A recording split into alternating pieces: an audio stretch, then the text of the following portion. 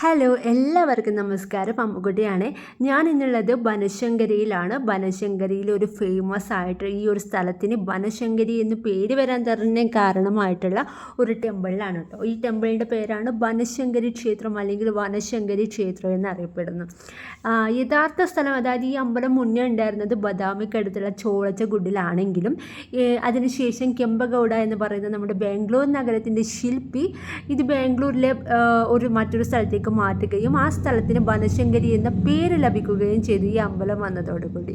Okay, അപ്പോൾ ഇതിൻ്റെ യഥാർത്ഥ വാസ്തുവിദ്യ എന്ന് പറയുന്നത് നമ്മുടെ ഈ അമ്പലം ഉണ്ടാക്കിയത് ദ്രാവിഡ ശൈലിയിലാണെങ്കിലും പിന്നീട് നിർമ്മിച്ചത് വിജയനഗര വാസ്തുവിദ്യയിലായിരുന്നു. ഈ അമ്പലം വരാൻ കാരണമായിട്ടുള്ള ഒരു എന്താ പറയുക, ഒരു കഥയുണ്ട്. പണ്ട് ദുർഗാസുരൻ എന്ന് പറയുന്ന ഒരു അസുരൻ ഉണ്ടായിരുന്നു. അദ്ദേഹം എല്ലാവരും ഭയങ്കര ചൂഷണം ചെയ്യുന്ന ഒരു വ്യക്തിയായിരുന്നു. അപ്പോൾ ദേവന്മാർ പ്രാർത്ഥിക്കുകയും ഭഗവാൻ ആ പ്രാർത്ഥന കേട്ട് ശകാംബരി ദേവിയെ നിയമിക്കുകയും ചെയ്തു തീരുമാനാക്കാൻ.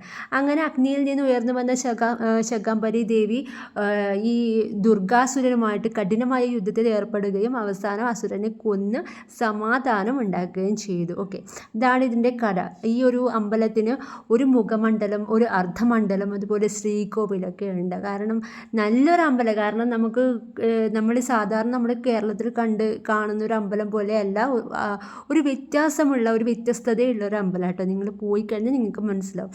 ഇവിടെ ഉച്ചയൂണ് ഇവർ നൽകുന്നുണ്ട്. ഓക്കെ, എല്ലാവർക്കും ജാതിഭേദമന്യേ എല്ലാവർക്കും